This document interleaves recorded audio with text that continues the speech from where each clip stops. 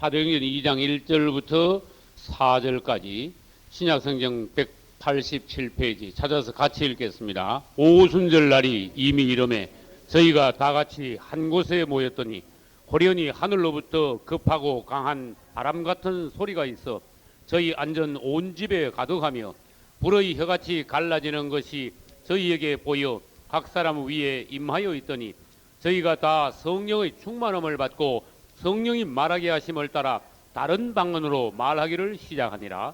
아멘. 할렐루야.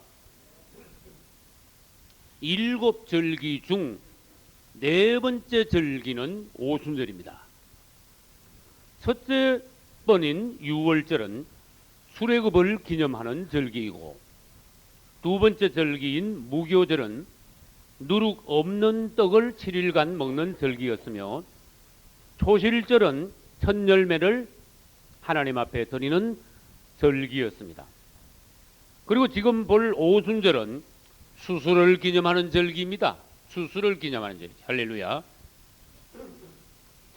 그 다음 오순절 다음에 오는 나팔절은 해방을 선포하는 절기이고, 그 다음 속죄일은 대제사장이 양피를 받아서 지성소에 들어가 이스라엘 모든 백성들의 죄를 속함을 받는 속죄의 날, 그것이 속죄일입니다. 그 다음 마지막으로 장막절은 수술을 마치고 난 후 이스라엘 백성들이 7일 동안 장막의 생활을 하는 절기입니다. 그러면 예수님께서는 이 일곱 절기를 어떻게 성취하셨는가? 예수님의 오심으로써 구약의 그림자였던 일곱 절기는 예수 그리스도의 오심으로 인하여서 이제 성취가 됩니다. 또 다시 오심으로 인하여 성취가 됩니다. 그럼 유월절을 먼저 봅니다. 예수님이 십자가에서 죽으심으로 유월절이 성취되었습니다. 즉 우리 예수님은 유월절 어린 양으로 유월절 날 죽으셨습니다. 그 다음 무교절은 예수님에 의하여 어떻게 성취가 되느냐? 우리 예수님은 흠 없는 무교, 즉 누룩이 없는 거룩한 흠 없고 죄 없는 삶을 사시고 인생을 통과하심으로써 그분의 삶은 전체가 무교절을 지킨 것입니다. 할렐루야. 그 다음에 초실절입니다. 우리 예수님은 유월절에 죽으시고 유월절 다음에 오는 안식일 다음 날, 즉 오늘날로 말하면 주일 새벽에 부활하심으로써 초실절을 성취하셨습니다. 할렐루야. 그럼 오순절은 뭐냐? 아까 오순절을 뭐라 그랬죠? 뭐 하는 날이라고 그랬죠? 수술을 기념하는 절기라고 그랬죠. 그럼 영적 수술은 뭐냐? 영적 수술은 어떻게 되느냐? 오순절에 성령이 강림하셨습니다. 우리는 사도행전 2장 1절로 4절을 읽었습니다.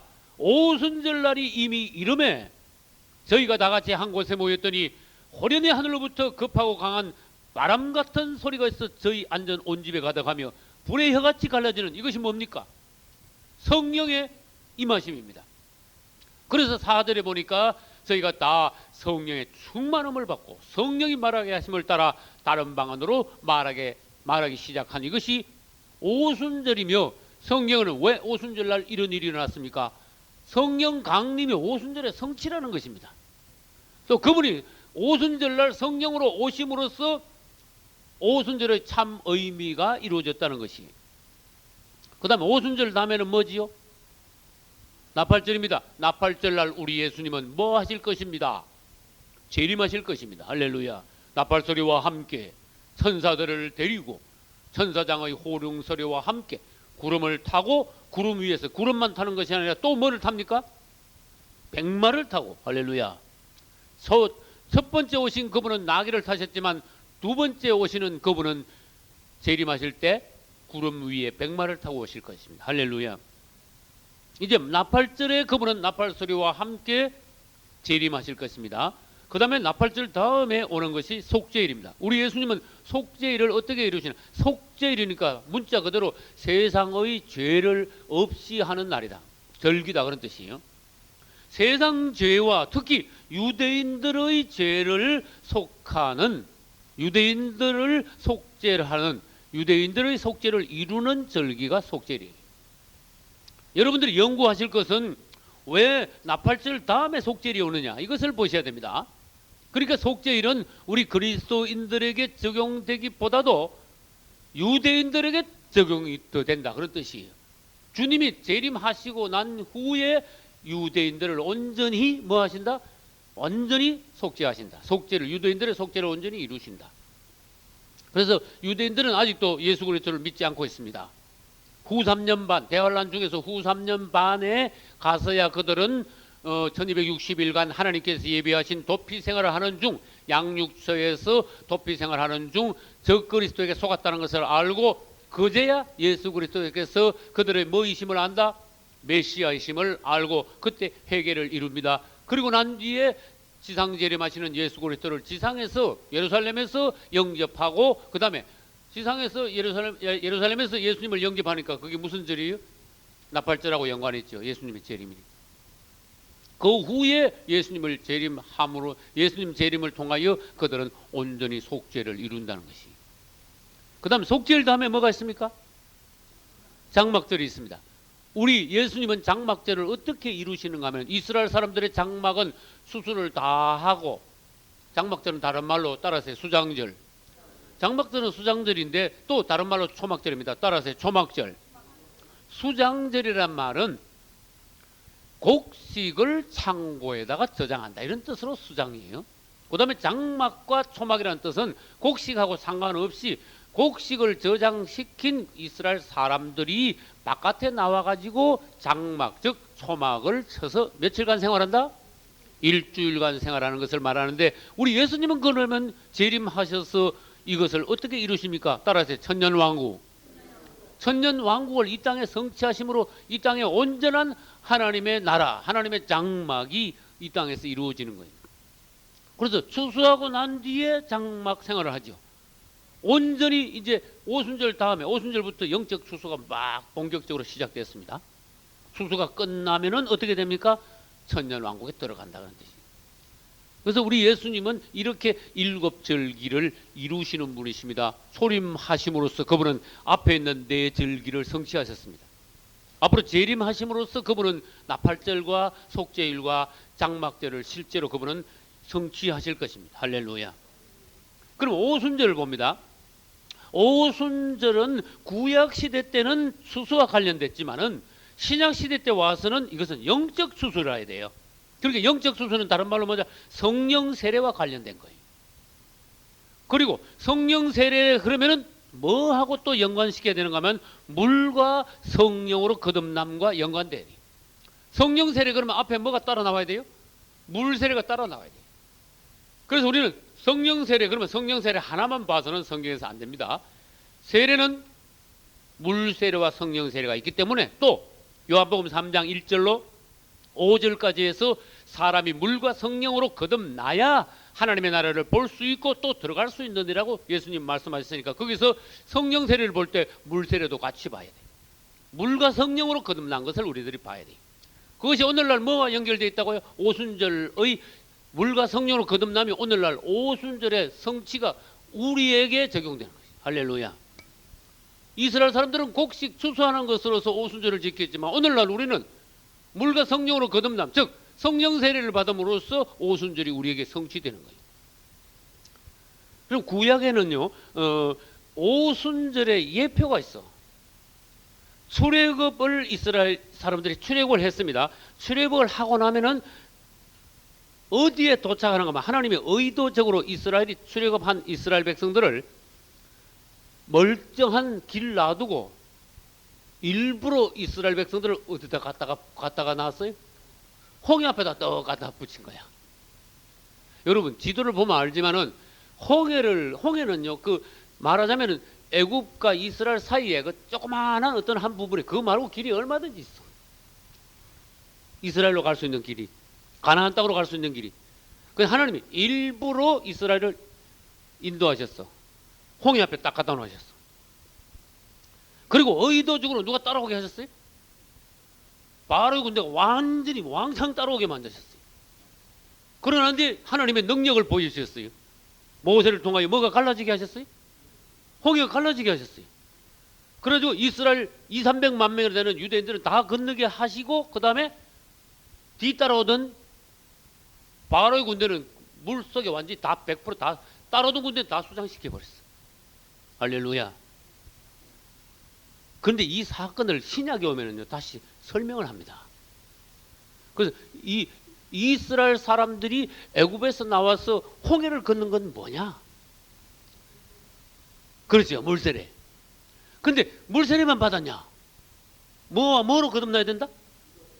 물과 성령으로 거듭나. 물로 거듭나면 그 다음엔 자동적으로 뭐가 따라 나와야 되는가 하면 성령으로 거듭나면 따라와 줘야 돼요. 그런데 이제 이따가 설명하겠습니다. 사도행전에 보면은 물로는 거듭나는데 성령으로 거듭 못난 사람들이 있어. 베드로와 요한이 사마리아에 내려가 가지고 성령 받기를 기도하고 안수하며 그들이 성령을 받더라. 이따 보기로 하겠습니다. 그 오늘날 우리가 물로만 거듭나고 성령으로 거듭 못 나면은 니아가가 밖에 하나 빠진 것 같아. 동전이 한쪽은 있는데 한쪽은 동전이 없는 것 같아. 무슨 말인지 알겠죠? 물과 성령으로 다 거듭난 사람이 성막에서 말하면 어디로 들어갈 수 있어요? 성소와 지성소로 들어갈 수 있어요. 물두멍은 통과했는데 기름 부음 받지 못하면 절대로 그 사람은 성소 안으로 지성소 안으로 들어갈 수 없습니다. 들어갔다면 그 사람은 죽게 되어 있습니다. 이것을 성경에서 뭘 의미하는가 바로 봐줘야 돼. 물과 성령으로 온전히 거듭나야 우리는 하나님 나라에 들어갈 수 있다. 물과 성령으로 거듭나지 않으면 하늘나라를 볼 수도 없고 들어갈 수 없다 그러셨잖아요. 이 말씀을 그대로 받으시라 그런 뜻이에요. 그래서 우리는 물과 성령으로 거듭나는 게 뭔데? 난요 예수 믿으면 그냥 천국 가는 줄 알았는데 아니야. 예수 믿으면 천국 간다 소리는 안 했고 물과 성령으로 거듭나야 하늘나라로 들어간다 그랬어. 말을 바꾸지 마. 이렇게 돼야 돼. 그래서 우리는 이스라엘의 예표를 하면 먼저 구약에서 보여준 걸 보자 그 말이에요. 애굽에서 나왔다. 홍해를 건넜다. 그러면 홍해를 건넌 것은 뭔가 물을 통과했네. 물을 통과했다가 하면 물로 거듭났다는 거예요. 그러면 저쪽에 있을 때하고 이쪽 건너왔을 때하고는 이스라엘 사람들이 이제 다른 사람이 됐어. 다시 말해볼까요? 완전히 다른 사람이야. 왜? 그때 있을 때는 노예 신분이고 이쪽에 와서는 하나님의 백성이 됐어. 그쪽에 있던 땅은 애굽 땅, 바로의 땅이지만 이쪽에 와서는 이제 하나님의 땅에 가까워. 이제는 광야로 들어왔어요. 다른 땅을 말하자면 바로의 땅을 완전히 벗어나 버렸어. 그래서 물이 이렇게 물로 거듭나는 게 이렇게 중요하다는 거예요. 애굽에서는 나왔지만 홍해를 건너지 않으면은 이스라엘 사람들은 아직도 바로의 손아귀에 있는 거야. 그 영역 안에 있는 거야. 이걸 벗어나 줘야 되는 거예요. 그러면 우리는 여기서 뭘 봐줘야 되는가 하면은 고린도전서 이제 10장을 봐줘야 됩니다. 고린도전서 10장은 형제들아 너희가 알지 못하기를 내가 원치 않으니 우리 조상들이 다 어디 아래 있고 구름 아래 있고 그 다음에 어디를 지났다? 바다 가운데를 지났다. 이 바다는 무슨 바다 이름이 뭐다? 홍해 말고 뭐 있습니까? 이스라엘이 조상들이 다 나와가지고 바다 건넜으면 홍해밖에 더 있습니까? 그 다음에 2절 모세에게 속하여 다 뭐와 뭐에서 뭐 받았다? 그렇지요. 구름과 바다에서 세례를 받았는데 이것이 물과 성령으로 거듭남하고 관계 있는 것입니다. 할렐루야. 구름 밑줄 쳐요. 성령. 바다 밑줄 쳐요. 물. 그래서 구름 밑에 있는 것은 성령 세례를 받는 것을 상징하는 것이고 홍해를 걷는 것은 뭐 세례? 물 세례. 물로 거듭남을 상징하는 것이. 그래서 우리는 이때 구름도 다시 말해서 더 상세히 말하면 낮에는 무슨 기둥, 밤에는 무슨 기둥? 낮에는 구름 기둥, 밤에는 불 기둥. 그래서 밤낮으로 하나님은 홍해를 건너자마자 바로 어떻게 했어요? 낮에는 구름 기둥, 밤에는 불 기둥으로 이들을 다 덮어서 계속 광야 생활을 하는데 이들을 보호하면서 어디까지 인도했다? 가나안 땅까지 인도하신 거예요. 그럼 뭐가 먼저 나왔느냐? 1차로 홍해를 건넌 게 먼저 나왔고 그 다음에 구름으로 이들을 덮음이 먼저 나와요. 그럼 홍해를 먼저 건넌 것은 따라서 물로 거듭남. 그 다음에 구름으로 덮은 것은 따라서 성령으로 거듭남. 그러면 따라서요 물 세례와 성령 세례. 또 따라서요 물과 성령으로 거듭남. 그래서 이스라엘 사람들은 홍해를 건너므로 그 다음에 광야에서 구름 밑에 있으므로 이들은 예표가 되었습니다. 뭐의 예표? 물과 성령으로 거듭남의 예표가 되었어요. 할렐루야. 그래서 이제 오순절날 물과 성령으로 거듭나는 것은 출애굽에서 일단 한 번 있고, 하나님께서는 우리를 더 깊이 가르쳐 주시기 위하여서 구약시대 때 물과 성령으로 거듭나면 한 번 더 보여주셨어요. 아까는 출애굽기 처음이지만 두 번째는 출애굽기 25장 이후에 가면은 뭐가 나와요? 성막이 나와. 성막 그림을 우리 한번 그려봅시다. 성막이 이렇게 울타리가 있으므로 성막이 이루어지고, 동쪽 밑에 동쪽에 문이 있습니다. 문에 들어가면 먼저 뭐가 있죠? 번제단이 있습니다. 번제단 다음에는 뭐가 있어요? 물두멍이 있습니다. 그리고 성소는 직사각형이고 지성소는 정사각형입니다. 그래서 물두멍을 통과한 사람이 성소에 들어가는데 그냥 성소에 들어가지 않는다 그랬어요. 물두멍을 통과한 사람 중에 제사장이 될 사람이 물두멍과 성소 사이에서 기름 부음을 받아야 돼. 너는 아론과 그 아들들에게 그 기름을 부어 그들로 제사장의 직분을 행하게 하라. 할렐루야. 그러면 기름을 어디서 붓습니까? 느닷없이 뭐 아무 데서나 막 붓습니까? 아니야. 물과 성령으로 거듭남을 여러분들이 아셔야 돼요. 물로 거듭난 사람에게 그 다음에 기름을 부어줘야 돼요. 그래서 물과 성령으로 거듭난 사람이 그 다음에 무슨 자격을 얻는다? 제사장의 자격을 얻어서 어디 들어갈 수 있다? 성소나 지성소에 들어갈 수 있다. 그래서 우리는요, 성경을 자세히 보면은 기름은 물두멍과 성소 그 사이에서 성소 문 앞에서 기름 부음 받는구나, 이걸 당장 알 수가 있어요. 그래서 아까 출애굽할 때 홍해를 건너고 구름 밑에 있는 것이 물과 성령으로 거듭남이고, 그 다음에 성막에서 물두멍을 통과하고 기름 부음 받는 것이 물과 성령으로 거듭. 물 세례와 무슨 세례? 성령 세례. 이거 구약에 두 개의 예표가 있습니다. 그러면 이것이 신약에 와서 예수님은 어떻게 성취하셨으며, 그 다음 우리에게는 오늘날 물과 성령으로 거듭남이 어떻게 성취되어야 되는가? 오늘날 우리는 과연 물과 성령으로 거듭났는가? 이것이 우리에게 지금 현실적으로 매우 중요한 과제란 말이에요. 예수 믿긴 믿는데, 예를 들어서 예수 10년, 20년, 30년 믿었는데 물과 성령으로 거듭난 게 뭐냐? 예수 믿으면 그냥 천국 가겠죠. 그게 아니고 완전히 물과 성령으로 거듭났느냐? 이걸 우리가 먼저 봐야 돼요. 다시 말합니다. 물과 성령으로 거듭난 사람이 남을 물과 성령으로 거듭나게 할 수 있습니다. 내가 구원받은 사람이 남을 구원시킬 수 있습니다. 내가 성령 받아야 다른 사람을 성령 받게 할 수 있습니다. 그래서 우리는 내가 먼저 물과 성령으로 거듭나 줘야 돼. 다시 말해서 물과 성령으로 거듭나지 않으면은 구약 세대 때는 무슨 자격이 없다? 신약 시대 때 와서 지금 우리끼리 해봅시다. 신약 시대 때 와서는 물과 성령으로 거듭나지 않으면 주의 종 자격이 없다는 뜻이야. 바깥에서만 왔다 갔다 해야 된다는 뜻이야. 다시 말해서 가까이 나가서 하나님을 섬길 자격이 없다는 거야. 바깥에서 봉사는 할 수 있어요. 뜰에서 얼마든지 레위인으로서 봉사는 됩니다. 그러나 완전히 이 사람이 물을 통과하고 그 다음에 성령의 기름 부음을 받아줘야 돼. 그리고 제사장 복장을 입고 성소 안으로 들어가면은 주님이 그 사람의 봉사를, 섬김을 기쁘게 받으시는 거예요. 할렐루야. 그래서 우리는 이제 물과 성령으로 거듭남의 예표를 몇 개 봤다? 2번 봤어요. 출애굽할 때, 홍해 건널 때, 그 다음에 구름으로 덮음, 그 다음에 성막에서 물두멍을 통과하고, 그 다음 물두멍 다음에 뭐죠? 기름 부음 받아. 이것이 이제 물과 성령으로 거듭남이라고 하는 뜻이에요. 그 다음에 구약 시대 때 예표 외에 하나님의 종들을 통하여 말씀으로 예언을 하신 게 있어. 내가 너희를 성령으로 거듭나게 하겠다. 다시 말해서 너희에게 성령을 부을 날이 올 것이다. 성령을 부으리라.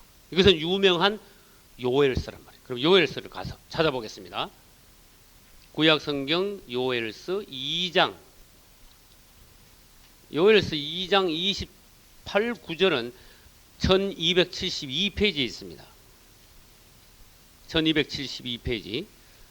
28, 29절을 같이 읽겠습니다. 그 후에 내가 내 신을 만민에게 부어주리니 너희 자녀들이 장래 일을 말할 것이며 너희 늙은이는 꿈을 꾸며 젊은이는 이상을 볼 것이며 그때 내가 또 내 신을 남종과 여종에게 부어줄 것이며 내가 이적을 하늘과 땅에 베풀리니 곧 피와 불과 연기 기둥이라. 아멘. 요엘 선지자를 통하여 마지막 때에 말세에 베드로는 오순절날 29절에 있는 그때를 베드로는 오순절날 말세 이런 단어로 바꿨습니다. 그때는 말세입니다. 마지막 때. 마지막 때 가서 주님은 남종과 여종들에게 여호와의 신을 부어주시네. 여호와의 신은 다른 말로 뭐요? 성령을 부어주시리라고 예언을 하셨습니다. 그리고 난 뒤에 이제 신약 성경에 와서는 예언을 더 자주 해요. 신약 성경으로 우리 넘어갑니다. 마태복음 3장 11절. 신약 성경 3페이지에 있습니다. 3장 11절 같이 읽겠습니다. 나는 너희로 회개케 하기 위하여 물로 세례를 주거니와 내 뒤에 오시는 이는 나보다 능력이 많으시니 나는 그의 신을 들기도 감당치 못하겠노라. 그는 성령과 불로 너희에게 세례를 주실 것이요. 할렐루야. 나는 누굽니까? 세례 요한, 침례 요한이죠. 세례 요한은 뭘 줬습니까? 물 세례를 줬어요. 그다음에 내 뒤에 오시는 그분은 누굽니까? 예수님은 뭘로 세례 주시는 분이에요? 그는 성령과 불로 세례 주시는 분이다. 할렐루야. 그러면 예수님의 세례는 두 가지가 있습니다. 이렇게 말을 해야 돼요. 예수님이 주시는 세례는 성령 세례와 불 세례입니다. 요한은 무슨 세례 줬어요? 물 세례입니다. 요한이 준 것은 물 세례고 예수님이 주시는 것은 성령 세례와 불 세례입니다. 성령 세례는 물로 거듭난 사람에게 주는 세례의 성령 세례고, 그 다음에 예수 믿지 않고 물로 거듭나지 못한 사람들에게 앞으로 심판 후에 지옥불에 들어가는 것이 불세례예요. 근데 사람들은 대체로 해석하기를 성령과 불로 세례를 준다니까 성령의 불로 그렇게 해석하는 수가 많아. 아닙니다. 성령과를 의로 바꾸면 안 됩니다. 그분의 세례는 성령 세례를 줄 때도 있고 그분은 불 세례를 줘. 성령 세례는 축복이요, 불 세례는 저주예요. 무슨 말인지 알겠죠? 성령 세례는 믿는 이들에게 주시는 것이요, 불 세례는 불신자들에게 주시는 불 세례. 불 세례는 따라서 불 세례는 지옥이다. 네? 성령 세례는 뭐예요? 성령으로 거듭나게 하는 것이다. 알겠죠? 그래서 성령과 불로를 성령의 불로로 바꾸지 마시라, 그런 뜻이. 성령과 불로입니다. 그래서 세례가 예수님의 세례는 두 가지가 있다, 그런 뜻입니다. 그 다음에 이제 마가복음으로 넘어가 보겠습니다. 마가복음 1장 8절은 이하고 같은 말씀을 또 하셔. 주님이 중요하니까. 1장 8절, 마가복음 1장 8절 같이 읽습니다. 나는 너희에게 물로 세례를 주었거니와 그는 성령으로 너희에게 세례를 주시리라. 아멘.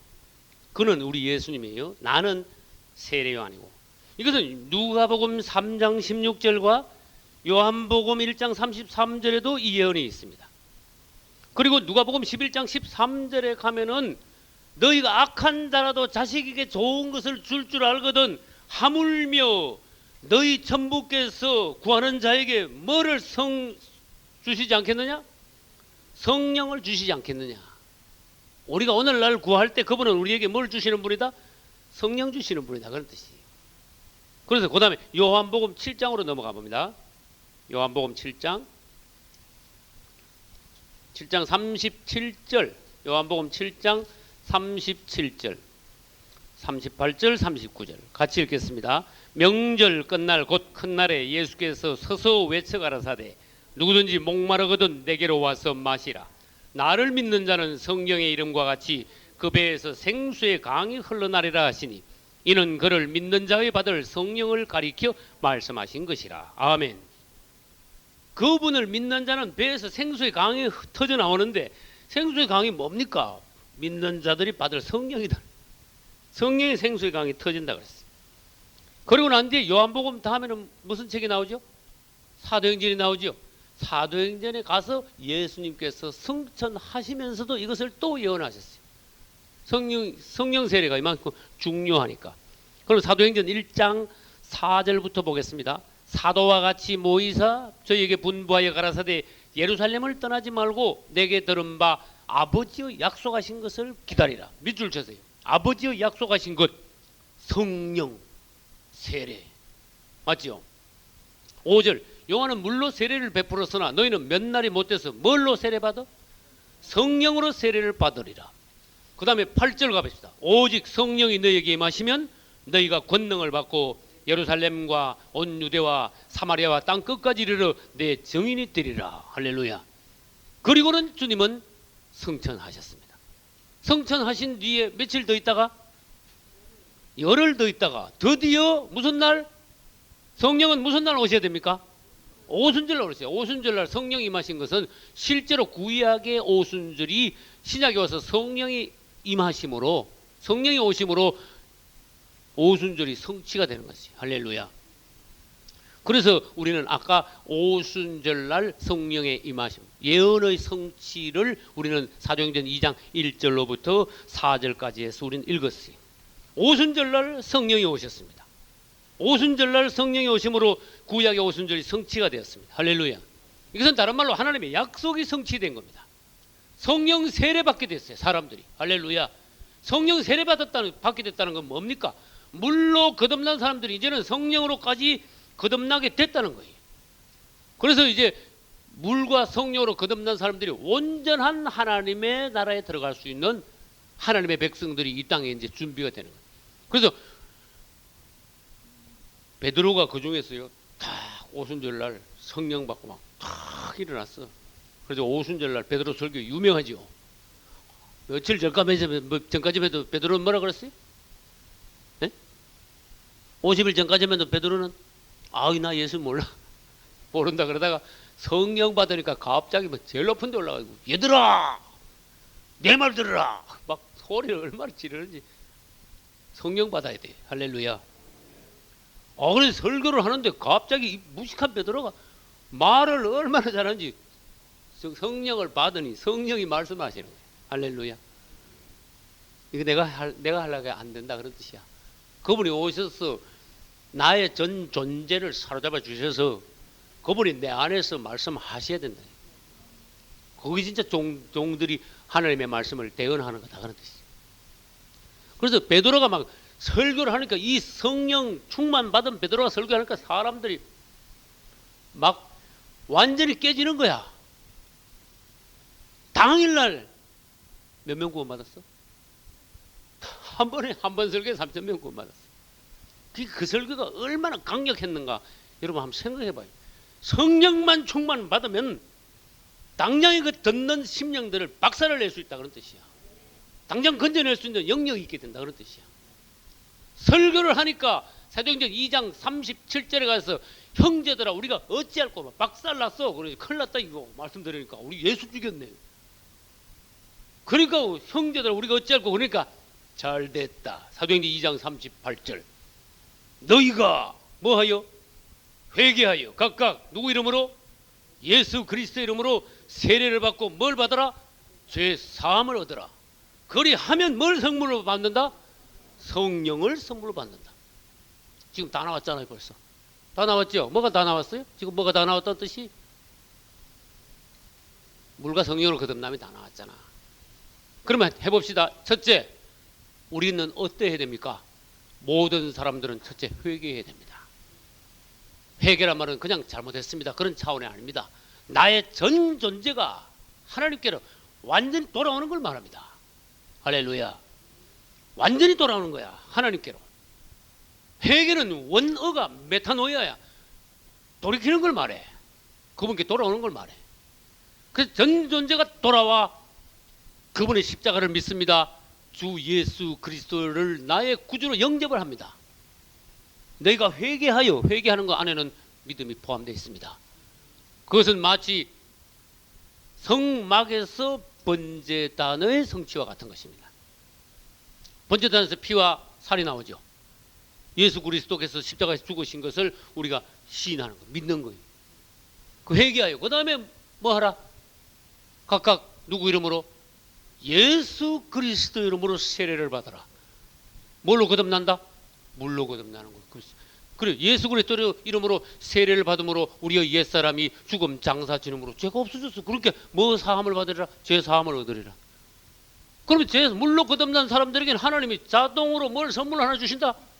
성령을 선물로 주실 것이다. 그래서 물로 거듭난 사람들에게 성령을 선물로 주시니 이것이야말로 뭐와 뭐로 거듭나는 것이다?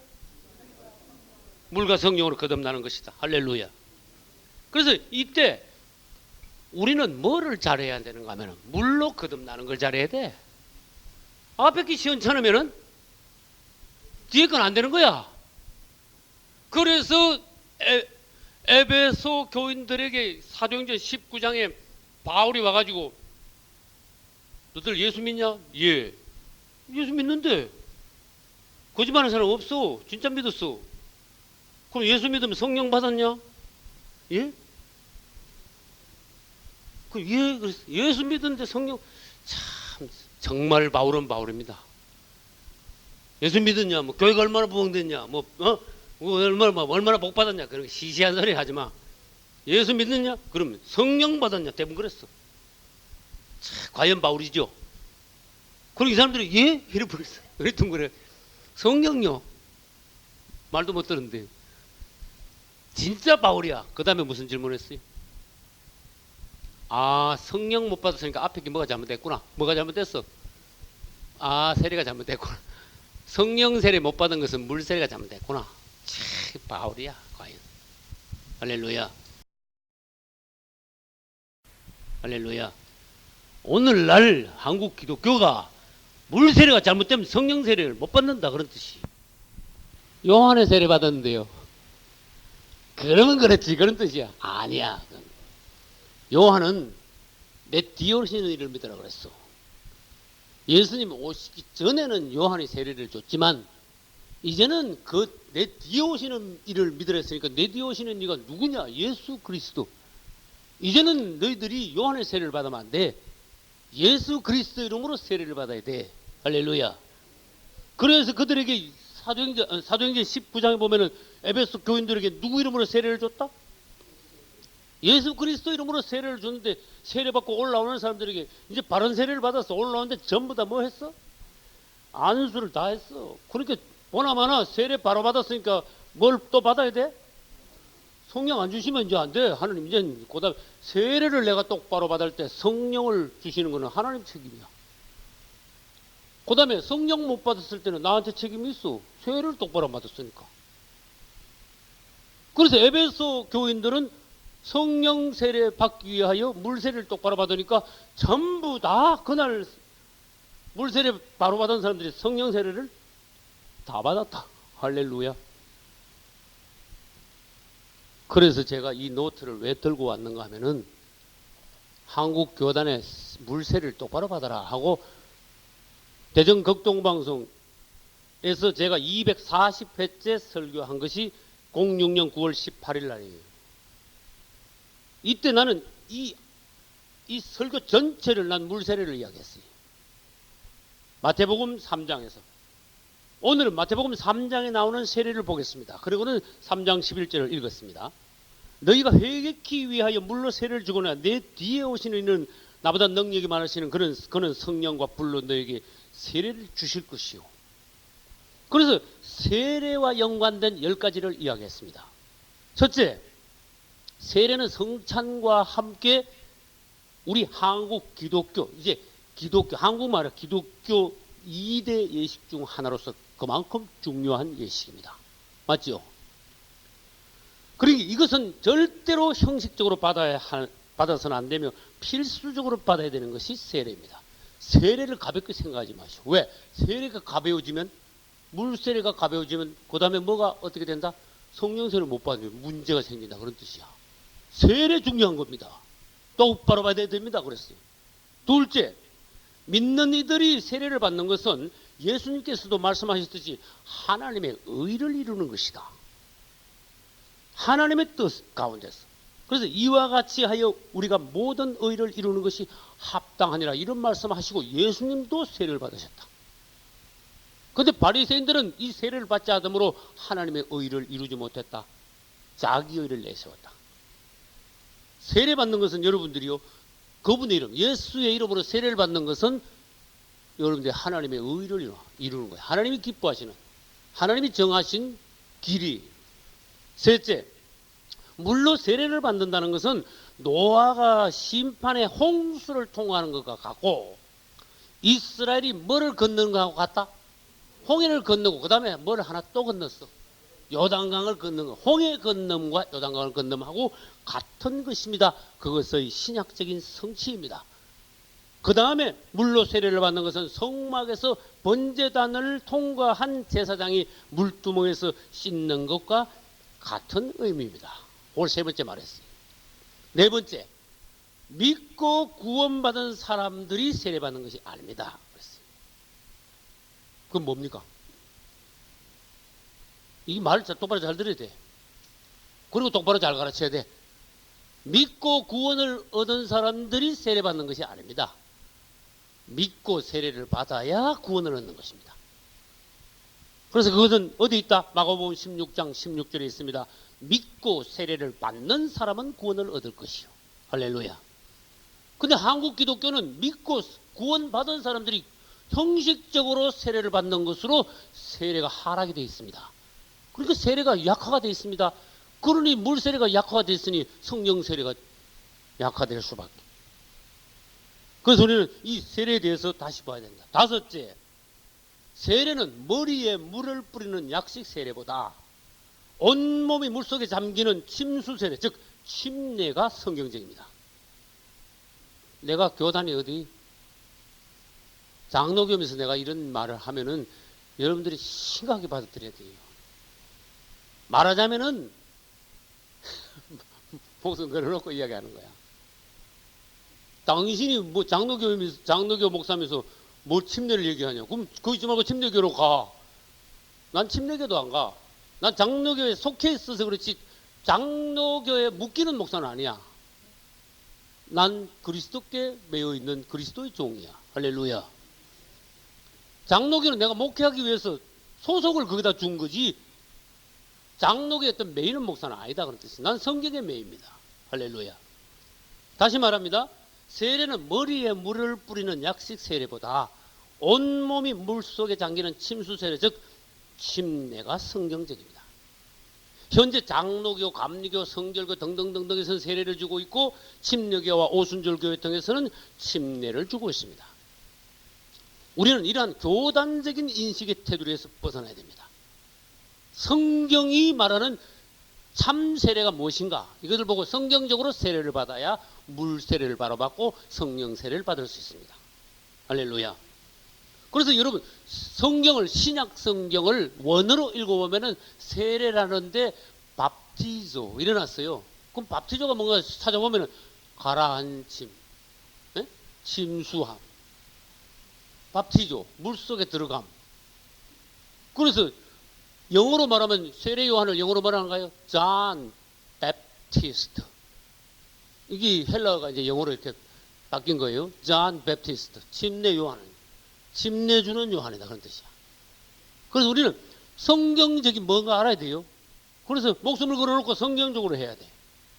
그래야 내가 주님 앞에 가서 탈이 없어. 그래서 뭐가 성경적이다?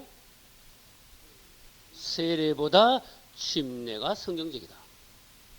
여섯째, 세례는 어떤 사람이 신앙 고백을 한 후에 학습식을 거쳐서 한 1년쯤 뒤에 받는 게 아닙니다. 즉시 믿는 즉시 바로 세례를 받아야 됩니다. 할렐루야. 성경에 여기도 저기도 계속 성경이 얼마나 많은지 몰라.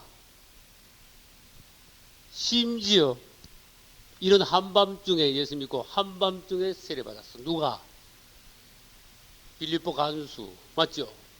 심지어 마차 타고 가다가 복음 듣고 그대로 그 마차에서 내려가고 그 자리에서 바로 내과에 가서 바로 세례 받았어. 누가?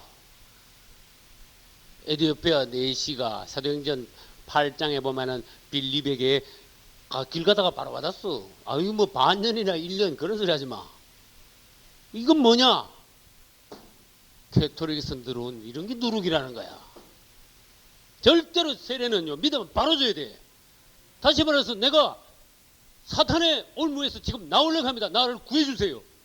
그래? 너 진짜 그 가짜인 거 한 1년쯤 보고 그때 가서 네 마음에 안 들면 그때 건져줄게. 1년 뒤에 와. 이건 마귀한테 그냥 내주는 거하고 마찬가지야. 그래서 주의 종들이 바로 성경을 알고 사람들을 즉각 구원시킬 수 있는 능력 있는 종들이 돼야 돼. 다시 말해서 그것은 세례를 믿자마자 사람을 세례를 먼저 죽어보라 그런 뜻이에요. 그래서 마귀가 시킨 거 뭐니? 왜 뭐 아무것도 알지도 못하고 세례받아 뭐야? 이 쏠데없는 소리 하고 있네. 누가 성경 다 알고 난뒤에 세례받아? 당신들은 평생 가도 세례 못 받아. 성경 알고 뭐 좀 알고 배우려고 그러면. 여러분은 나는 뭘 좀 압니까? 모르는 상태에서 예수 믿고 모르는 상태에서 세례받고 모르는 상태에서 성령 받는 거야. 뭐 알긴 뭘 알아. 안다고 생각하는 사람은 모르는 거다 그랬어. 무슨 말인지 알겠죠? 그래서 우리는 예수 믿자마자 바로 세례를 받아야 돼. 분명한 신앙 고백 후에는 신속한 세례가 베풀어져야 합니다. 그랬어요. 7째, 세례는 성부와 성자와 성령의 이름으로 받아서는 안 되며 예수 이름으로 받아야 됩니다. 마태복음 28장 19절에서 우리 예수님께서는 모든 족속으로 제자를 삼아 아버지와 그다음 뭐예요? 아들과 성령의 이름으로 세례를 주라고 하셨지만은 아버지와 아들과 성령의 이름으로 세례를 주라 한 것을 제자들이 받아가지고 실제로 세례를 줄 때는 예수 이름으로 줬다는 거야. 이걸에서 성경을 누가 보냐냐는 뜻이 오늘날 종들이. 그래서 사도행전 2장 38절에서 베드로가 말했습니다. 너희가 회개하여 각각 누구 이름으로? 예수 이름으로 세례를 받고. 왜 그랬습니까? 받을 때는 예수 이름으로 받아야 되는 거야. 아버지와 아들과 성령의 이름으로 세례를 주라. 아버지와 아들과 성령의 이름이 예수구나. 그럼 베드로 보고 사람들이 당신 왜 예수 이름으로 세례 줘? 아버지와 아들과 성령의 이름으로 세례 줘야 될 거 아니야. 누가 따진 사람 있어요? 아니, 예수 이름으로 받는 게 맞아. 다른 말로 해볼까요? 골로새서 3장 17절에는 너희가 무엇을 하든지 다 일에나 말에나 다 누구 이름으로 하고 다 예수 이름으로 하고 하나님 아버지께 영광을 돌리라. 할렐루야. 그래서 저는 그렇게 했어요. 여러분들이 이 세상에서 하는 일을 예수 이름으로 하는 것은 하나님 앞에 가서 하자가 없습니다. 할렐루야. 근데 예수 이름 말고 다른 이름으로 한 거는 하자가 생길 겁니다. 당신이 예수 이름 말고 다른 이름으로 한 건 당신 책임지시오. 따라서 예수 이름, 따라서 주 예수, 이거야. 이것이 구원의 이름이야. 일이나 말이나 다 예수 이름으로 해야 돼. 기도도 예수 이름으로 해야 돼. 구원은 예수 이름 말고는 없어. 세례 예수 이름으로 받아야 돼. 귀신 쫓아낼 때, 병 고칠 때, 기도는 끝에 가서 처음부터 기도는 예수 이름으로 해야 돼. 맞죠?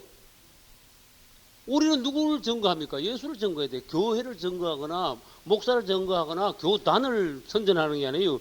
예수, 그분의 이름 그 예수. 할렐루야. 따라서 난 예수쟁이다. 난 예수밖에 모른다. 성부와 성자와 성령의 이름은 가톨릭에서 섞어놓은 누룩이며 사람이 만든 전통입니다. 그랬어요. 할렐루야. 그 다음 8째, 세례란 1차적으로 옛사람을 그리스도와 함께 물속에 죽음 장사 지내는 것이며 2차적으로는 물속에 죽음 장사, 옛사람이 죽음 장사 지내서 들어가면 물속에 들어가면 죽는 거야 이제. 그 다음에 계속 물속에 놔두면 안 되죠. 물속에 들어가는 사람은 다시 어떻게? 올리네요. 올릴 때는 부활하는 거야. 할렐루야. 그래서 물로 거듭났다 그래. 부활했단 말은 옛사람이 죽고 새사람이 됐다는 뜻이거든. 그러니까 물로 사람이 거듭났어. 할렐루야. 물로 거듭났으니까 하나님이 그 다음에 성령을 부어버리는 거야. 성령으로 거듭나는 거야. 그래서 물과 성령으로 거듭나는 거죠. 다시 말합니다. 8째, 세례란 1차적으로는 옛사람이 그리스도와 함께 십자가에서 죽음 장사 지내는 것을 의미하며 2차적으로는 물속에서 올라옴으로써 그리스도와 함께 뭐한다? 부활함으로 결국 사람이 물로 거듭나게 되는 것입니다. 물속에 들어갈 때는 옛사람이 죽기 위하여 들어갑니다. 물속에서 나올 때는 새 사람으로 부활하기 위하여 나옵니다. 이스라엘이 여호수아를 따라서 무슨 강을 건넜다? 요단강을 건넜습니다. 이게 요단강이에요. 요단강 동쪽은 광야하고 요단강 서쪽은 뭐다? 가나안 땅이에요. 근데 하나님이 기가 막힌 말씀을 하세요. 여호수아야, 이게 땅이 요단강 건널 때 요단강이 갈라졌어요, 안 갈라졌어요?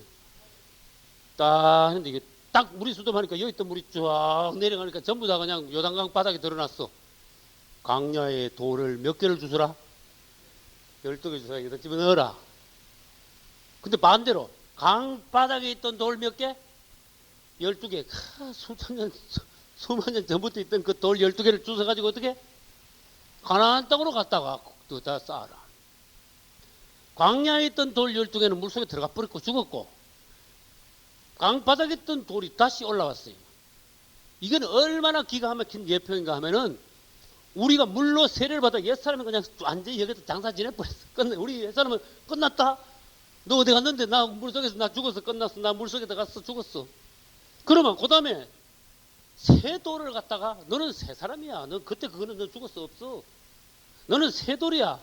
새롭게 나왔어. 물속에서 너는 건져서 나온 거야.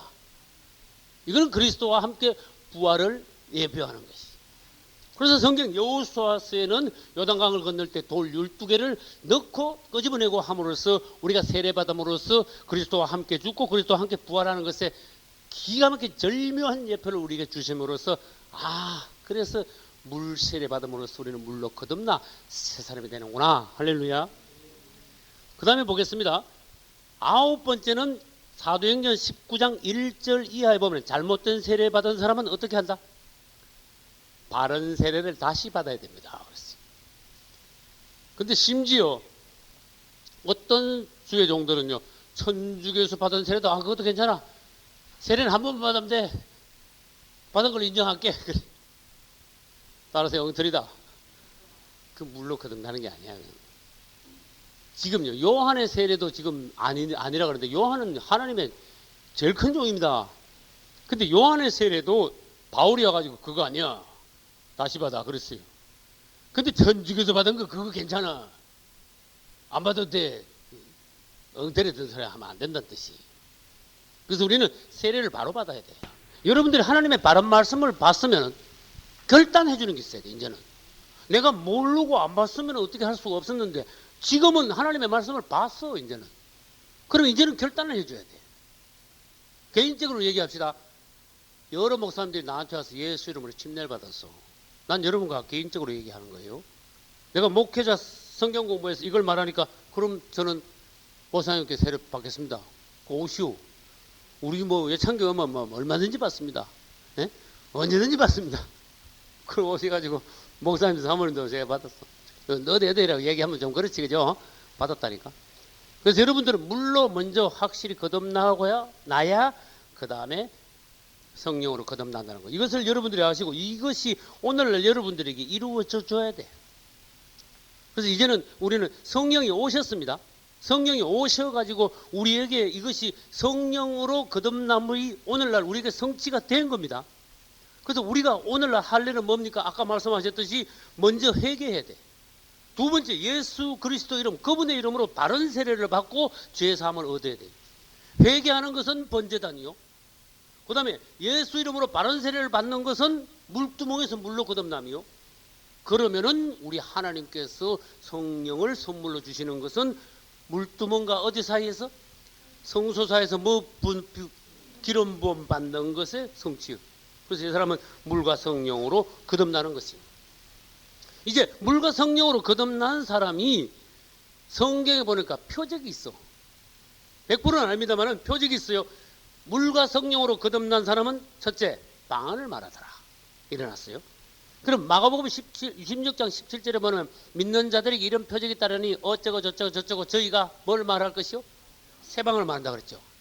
그 다음에 사도행전 2장 1절로 4절 보면 그게 성령이 말하게 하심을 따라 뭐죠? 각 다른 방언으로 말하기를 시작한다 그랬어요.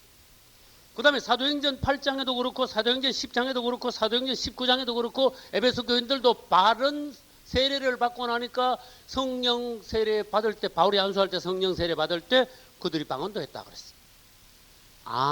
성령 세례 받으면 표적으로 방언이 있구나. 방언을 하는구나. 그래서 여러분들이 아무튼 내가 질문할게요. 방언은 받는 게 좋습니까? 안 받는 게 더 낫습니까? 안 받는 게 낫잖아요. 그런 사람 손 들어봐. 안 받는 게 하나님의 그 은사 아닙니까? 그죠? 은사 하나님의 선물이잖아. 은사잖아. 그렇게 받아라. 하나님 주시는 건 하나님에게서 주시는 건 다 받아라. 그런 뜻이. 할렐루야. 그리고 이 방언 문제는 이제 표적 방언도 있고 더 이제 나중에 가서 상세하게 하면은 은사 방언도 있고 표적 방언도 있다 그런 뜻이에요. 그래서 여러분들이 성령 받을 때 받는 방언을 표적 방언이라는 것을 아시고, 그 다음에 물과 성령으로 온전히 거듭난 사람들이 방언만 말할 뿐만 아니라 그들이 바로 신약의 제사장으로서 인정받는다. 할렐루야.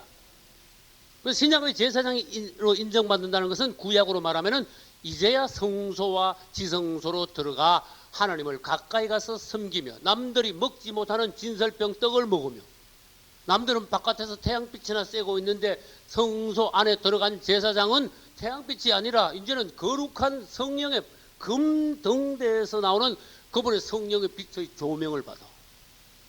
할렐루야. 성령의 빛을 조명, 성령의 빛 아래, 성령의 조명 아래서 그분을 섬기는 거야. 이제는 뜰에서 육체적으로 태양빛 아래서 그분을 섬기는 거듭나지 못한 성도가 아니야. 이제 제사장이 되시라. 뜰에 있으면 안 된다. 왜? 뜰에 있는 것은 노시야. 흙에서 하는 거야. 육체로 하는 거야. 태양빛 아래서 하는 거야. 그러나 성소 안에 들어가는 것은 하나님께서 엄연히 인정하시는 제사장이야. 제사장 복장을 입었어.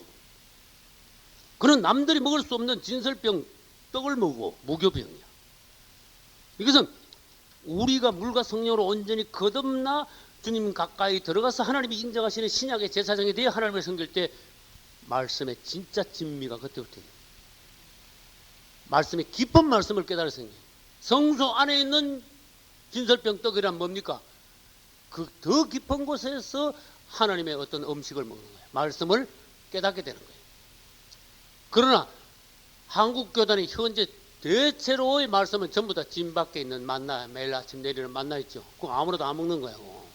아무래도 안 먹는 거야. 최소한 여러분들은 성소 안에 있는 진설병을 먹어야 돼. 그 다음에 더 들어가면은 지성소 안에 뭐가 있어요? 금항아리 속에 있는 감추인 만나가 있어요. 이거는 10만 명, 100만 명 중에 한 명이 먹을까 말까 하는 거야. 기가 막힌 하나님의 비밀의 말씀이야. 거기도 먹을 게 또 있어. 지성소 안에도. 그러나 제일 낮은 말씀은 뭐냐? 성막 바깥에 백성들한테도 아침마다 만나가 내립니다. 이것도 하나님의 말씀입니다. 할렐루야. 그건 뭐 아무나 다 먹는 거야. 아무나 다 듣는 소리야. 그거 가지고는 안 돼. 절대로 그거 가지고는 안 돼. 뜰 안에 들어와 뜰 안에서 제물을 먹고 뜰 안에서 물과 성령으로 거듭나 성소 안으로 들어가 제사장만 먹을 수 있는 진설병 떡을 여러분들이 체험했냐 그 말이에요. 그 다음에 더 나가가지고 뭐를 먹어야 되느냐? 금항아리 속에 있는 감추인 만나까지도 맛볼 수 있는 여러분이 되셔야 된다. 그래서 우리는 예수 믿는 것을 호락호락 뭐 대강 뭐 설정 뭐 그냥 그러지 말고 실제로 성경에서 뭔가 보시라. 그래서 내 위치를 점검을 하시라. 할렐루야. 그리고 완전한 구원에 이르라. 다시 말해서 물과 성령으로 완전히 거듭나라. 할렐루야. 떨어져 있지 말아라. 그런 뜻이. 그래서 사도행전 8장 아까 말씀드렸어요. 사도행전 8장 15절을 한번 찾아봅시다. 8장 15절. 14절부터 읽겠습니다. 제 성경은 199페이지입니다. 예루살렘에 있는 사도들이 사마리아도 하나님의 말씀을 받았다 함을 듣고 누구를 보냈어요? 베드로와 요한을 보내매 그들이 내려가서 저희를 위하여 무슨 기도했어요? 성령 받기를 기도하니. 16절이 대단히 중요합니다. 이는 아직 한 사람에게도 뭐가 안 내렸어? 아무도 성령 받은 사람이 없어. 한 사람에게도 성령 내리신 일이 없고, 그런데 뭐만 했어? 예수 이름으로. 따라서 예수 이름으로. 예수 이름으로. 예수 이름으로 세례 받고도 성령 못 받은 사람이 있는데, 오늘날 엉터리 같은 성부와 성자와 성령 이름으로 세례 받은 사람이 어떻게 성령을 받겠냐 그런 뜻이. 한번 생각해 봐요. 요한의 세례를 받고도 에베소 교인들은 사도행전 19장에 성령요? 성령이 뭔지도 몰랐는데 말은 들었지 요즘엔요. 그죠? 성령 말을 얼마나 많이. 그런데 실제로 성령 못 받은 사람이 성령에 대해서 말해도 안 되고, 그 다음에 성령 말만 듣고 성령을 못 받아서는 여러분들은 물과 성령으로 거듭나지 못하게 되는 것이고, 그러면 결과적으로 물과 성령으로 거듭나지 못하면 어디 못 가요? 하나님 나라에 못 들어. 요한복음 3장 3절 5절. 그러면 이제 어떻게 합니까? 이 사도들, 두 사도 베드로와 요한은 17절 봅시다. 이에 두 사도가 저희에게 안수함에 성령을 받은지라. 할렐루야. 그러니까 봐요. 1차적으로 세례를 똑바로 받아야 되고 2차적으로 성령을 받아야 돼요. 그래서 오늘날은 물 세례도 옳게 못 받고 성령 세례도 옳게 못 받는 사람이 너무 많으니 1차적으로 물 세례를 물로 바로 거듭나게 만들고 그 다음에 성령으로 다시 거듭나게 해야 된다. 또 두 번째로 물로는 옳게 거듭났는데 오늘 여기와 같이 뭐 못한 사람이 있다? 성령을 아직 못 받은 사람은 어떻게 된다? 따라서 성령 받기를 기도하라. 성령 받기를 기도하고 그 다음에 안수함에 성령을 받더라. 오늘 성령 받기를 기도하자 그 말이. 네? 성령 받기를. 근데 예외가 있습니다. 물로 거듭나기 전에 성령으로 먼저 거듭나는 것은 특이한 예외입니다. 그런데 베드로가 누구 집에 가가지고 설교했을까? 그렇지요. 고넬료 집에 가서 설교를 막 하는데 웬걸 설교하는데 뭐 느닷없이 뭐 설교 못하겠어. 왜? 막 성이 내려가면 난리가 났어 여기가. 난리 났어. 도저히 설교를 못할 지경이야. 그러니까 베드로가 설교를 거치고 이들이 성령을 받았음에 이야 복 받았다 그랬어요? 잘했다. 신앙생활 열심히 해라 그랬어요? 아니야. 베드로는 과연 베드로야. 너희들 성령 받았냐? 이건 하나님이 특별히 예외로 성령을 먼저 부었으니까 앞에 거 이제 해가지고 이거 앞에 거 뒤에 거 맞춰놔야 돼. 성령 세례 받았으니까 앞에 뭐 또 받아? 물 세례를 받아야 돼. 이 사람들은 지금 복음을 처음 듣는 사람입니다. 맞아요? 고넬료 집에 모인 사람들 뭐 수십 명 되는 사람 도대체 복음이라는 걸 그날 처음 들었어. 근데 성령이 먼저 부어져 버렸어. 그러니까 베드로는 참 과연 센서가 있어. 이들이 성령 받았으니 물 세례를 줘야 되겠다. 명하여 누구 이름으로? 예수 그리스도 이름으로 세례를 주라 하니라. 할렐루야. 베드로잖아. 과연 아까 사도행전 19장에서는 과연 바울이잖아. 여기서는 베드로잖아. 그 베드로도 바울도 물 세례 성령 세례를 분명히 본 종들이라. 물과 성령으로 거듭나는 것을 분명히 봤다 그런 뜻이. 오늘날 종들은 어떠하냐 그런 뜻이. 이건 둘 다 희미하다 그런 뜻이야. 성도들을 맡길 때 나에게 맡겨준 양들을 물과 성령으로 거듭나게 하여 온전하게 천국으로 데려보낼 수 있는 종들이 되어야 된다는 뜻이. 뭐 천주교에서 받은 것도 괜찮아. 인정할게요. 이게 뭐야 엉터리 같은 그런 종들이 우리 한국 강단에 없어야 돼. 무슨 말인지 알겠죠? 여러분들이 온전히 오늘 이후 물과 성령으로 거듭나시기를 예수 이름으로 축원합니다. 박수로 하나님께 영광을 돌립시다. 할렐루야.